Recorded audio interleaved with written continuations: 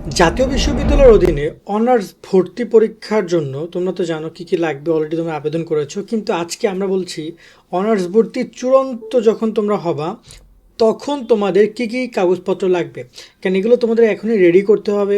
আর অনেকেই ডকুমেন্টের কারণে সমস্যার মধ্যে পড়ো, তো সেই সমস্যাগুলো কি কি সেটা আমি বলে দিচ্ছি। দেখো, কাগজপত্র একটা বিষয় যে না এটা একদম যে মানে 1 ঘন্টার মধ্যে রেডি হয়ে যাবে বিষয়টা এমন না। কিছু কাগজপত্রের জন্য তোমাকে একটু দৌড়ঝাঁপ করা লাগতে পারে, কলেজে যাওয়া লাগবে। তবে কোথা থেকে কোনগুলো কালেক্ট করবা এবং কি কি রয়েছে আমি সব কিছু তোমাদেরকে এই ভিডিওতে ক্লিয়ার করছি। বিশেষ করে কলেজগুলো অনেক কনফিউজ করছে তোমাদেরকে। তা আমরা ওভারঅল জাতীয় বিশ্ববিদ্যালয়ের অধীনে যতগুলো কলেজ আছে সবগুলো কলেজে এই ডকুমেন্টগুলোই কম বেশি চাইবে, হয়তো বা কপির পরিমাণ বেশি কম। বেশি কম তো বুঝো যে 2-3 কপি বেশি, 2-3 কপি কম এরকমে।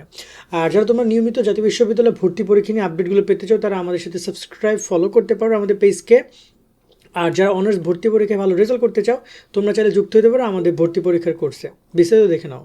জাতীয় বিশ্ববিদ্যালয়ে ভর্তিজ শিক্ষার্থীরা, তোমাদের জন্য আমরা চালু করেছি টার্গেট জাতীয় বিশ্ববিদ্যালয় কোর্স। অনার্স ভর্তি পরীক্ষায় তুমি ভালো ফল করতে চাইলে আমাদের কোর্সের বিকল্প নাই, যেখানে তুমি 230 টাকায় পাচ্ছ 8,000 প্লাস এমসিকিউ এর শিট, সকল বিষয়ে গুরুত্বপূর্ণ সাজেশন, বিগত 5 বছরের প্রশ্ন, অনলাইন পরীক্ষার ব্যবস্থা, ভালো কলেজ পাওয়ার গাইডলাইন, পরীক্ষার সকল আপডেট। এই এক কোর্সে তুমি সবকিছু পেয়ে যাবে, আলাদা কোনো বই কোনো কিছু কিনতে হবে না।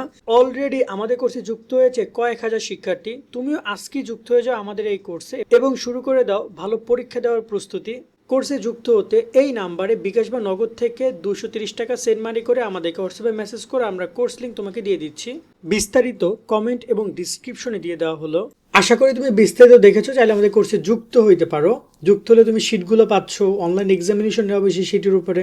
এছাড়া তোমাদের ভর্তি পরীক্ষার সকল যাবতীয় তথ্য, এমনকি এই যে চূড়ান্ত ভর্তি নিয়ে কথা বলছি না, আমাদের যে ফেসবুক গ্রুপগুলো খোলা হয়েছে সেই গ্রুপগুলো চূড়ান্ত ভর্তি পর্যন্ত থাকবে এবং তোমাদেরকে নিয়মিত গাইডলাইনগুলো দিতে থাকবে যাতে করে তোমরা কোনো কিছুতে যেন ভুল না করো।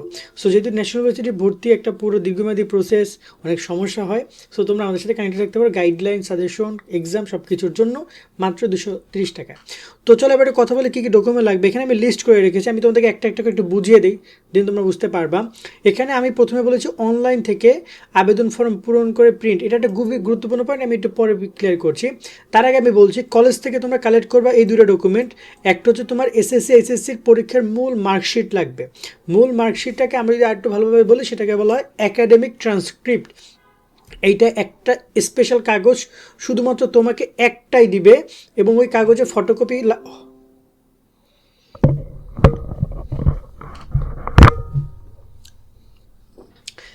এবং তোমাকে এই কাগজের একটাই কপি দিবে এবং ওই কাগজে কোনো ফটোকপি গ্রহণযোগ্য না। ওই কাগজটা কিন্তু তোমাকে মেইনই তোমাকে জমা দিতে হবে। এখানে একটা কথা হচ্ছে যে বিভিন্ন কলেজ এসএসসিরও মূল মার্কশিটটা চায়।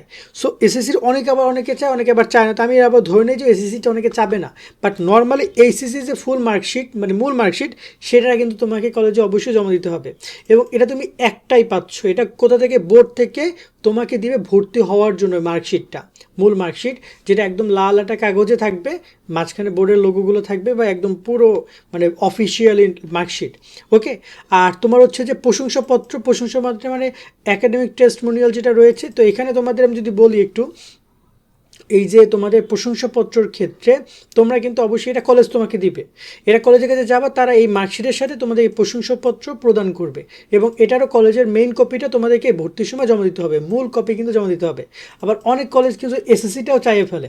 এখন এসএসসির এই যে এসএসসির তোমার হচ্ছে মার্কশিট এবং যে তোমার এসএসসির প্রশংসাপত্র এগুলো কই এসে জানো, এটা কিন্তু তোমার বর্তমান যে কলেজে তুমি পড়ছো সে কলেজেই আছে, কারণ এগুলো দিয়ে তুমি ওই কলেজে ভর্তি হয়েছিল। তো তখন তুমি যাবা, তখন এই ডকুমেন্টগুলো উইথড্র করে নিয়ে আসবা, ঠিক আছে। আর এরপর হচ্ছে তোমার এসএসসি রেজিস্ট্রেশন কার্ড। এই রেজিস্ট্রেশন কার্ডও তোমার কাছে আসছে, এক্সাম দিয়েছো। তো অনেক সময় এসএসসি রেজিস্ট্রেশন কার্ড সবাই চায় না, তো ধরে না যে আমরা এখানে চাচ্ছি না, এসএসসি অনেক ডকুমেন্ট অনেক সময় কলেজগুলো চায় না। যদি না চায় তো খুবই ভালো, বাট নর্মালি যদি কাছে রাখবা। আর এসএসসি রেজিস্ট্রেশন কার্ডটা তোমাকে নিয়ে যেতে হবে, এটার ফটোকপি রাখবা, ফটোকপি তারা জমা নিতে পারে, মেইন কপি জমা নিবে না। মেইন কপি তুমি জমাও দিবে না, কারণ মেইন কপি তোমার কাজে লাগবে ইন ফিউচারে।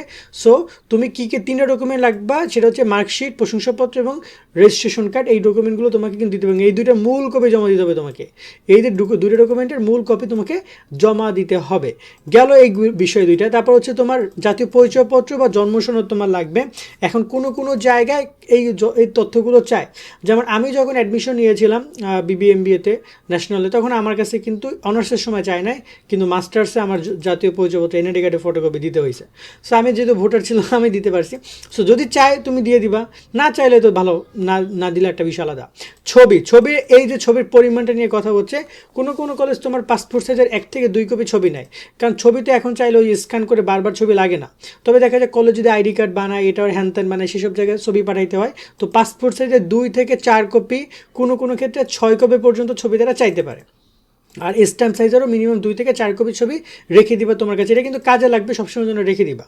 ওকে, ছবির ক্ষেত্রে এই বিষয়টা খেয়াল রাখবে। এবং রিসেন্ট টাইমে ছবি তুলবো, অনেকে দেখা যায় 1-2 বছর আগে ছবি তুলো, চেহারাটা চেঞ্জ হয়ে গেছে, না রিসেন্ট টাইমে ছবিগুলো দিবে, কারণ কলেজের ছবিগুলো কিন্তু আরও 4 বছর থাকবে। আর এই ছবিটা কিন্তু তোমার যে অনার্সের রেজিস্ট্রেশন কার্ড, এই রেজিস্ট্রেশন কার্ড কিন্তু 4 বছর থাকবে, ওই রেজিস্ট্রেশন কার্ডে এই ছবি যাবে। তো একটু ভালো চেহারাটা দেখে দিয়ে কিন্তু 4 বছর পর্যন্ত তোমরা চিনতে পারে। অনলাইনে ভর্তির ফর্ম আছে, এটা আমরা স্কিপ করে, কারণ এটা উপরের দিকে লেখা আছে। সচল মোবাইল নাম্বার তোমার এটা অবশ্যই লাগবে, কারণ মোবাইল নাম্বারে কিন্তু তোমার ডকুমেন্টগুলো লাগবে। আবেদন করে যে মূল ভর্তির এখানেই কিন্তু তোমার মোবাইল নাম্বার দিতে হবে। কোটার ক্ষেত্রে কোটার সার্টিফিকেটটা লাগবে।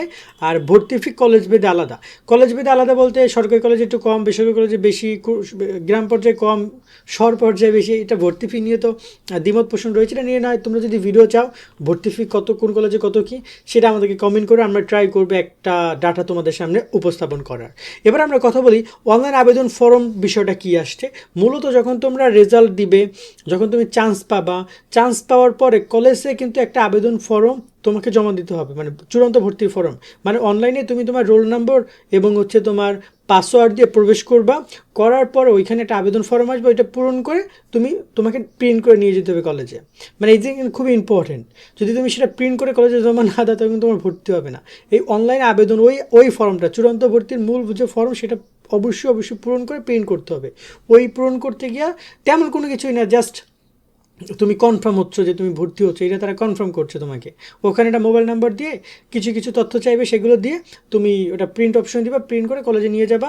আর এই মার্কশিট, প্রশংসাপত্র, রেজিস্ট্রেশন কার্ড, জন্ম সনদ বা পরিচয়পত্র, জাতীয় পরিচয়পত্র, ছবি, এগুলো নিয়ে তুমি গিয়ে ভর্তি হয়ে আসবা। আর একটা গুরুত্বপূর্ণ পয়েন্ট আমি এখানে একটা ক্লিয়ার করতে চাই, এটা আমি লাইফে অনেক দেখছি অনেকে ভুল করো।